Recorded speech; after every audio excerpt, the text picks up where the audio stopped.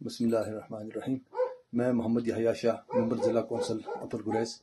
آج کے حالیہ واقعہ جو توبٹ کے مضافات میں جس کو دودگئی کہا جاتا ہے، جو پیش آیا ہے، 5 افراد کو اپنے ذاتی کام سے اپنے موسم گرما میں اپنے بہکوں اور ڈوکوں کی رہائش، جس میں کہ وہ گھاس پھوس وغیرہ جمع کر کے رکھتے ہیں، اپنے مال مویشی پالتے ہیں، اس کی دیکھ بھال کے لیے جا رہے تھے۔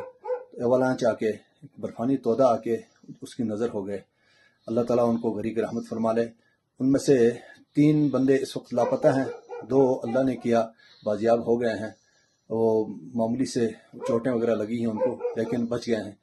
تو 3 بندے اس وقت لاپتہ ہیں۔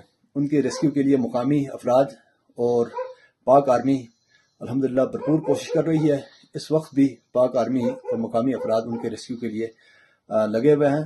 تو اس دوران چند پاکستان مخالف اور پاکستان آرمی مخالف کہ جنہوں نے پاکستان اور پاکستان آرمی کی مخالفت کی قسم کھائی ہے اور جن کی قیادت صداقت مغل کشمیری ہمیشہ کرتا ہے اور آج بھی وہی کر رہا، ایک ابہام پھیلانے کی کوشش کر رہے ہیں کہ پاک آرمی نے گویا کہ ان لوگوں کو اپنے کسی ذاتی مقصد کے لیے اپنی کسی پوسٹ پہ بھیجا تھا۔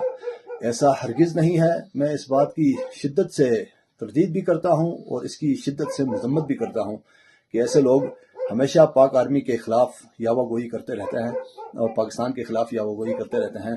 میں اللہ سے ان جو مرحومین ہیں ان کی مغفرت کے لیے دعا گو بھی ہوں، اور حکومت آزاد کشمیر سے میں استدعا بھی کرتا ہوں کہ ان لوگوں کو مالی معاونت فرما کے ان کے یتیم بچوں کی کفالت کا اہتمام فرما لیا جائے۔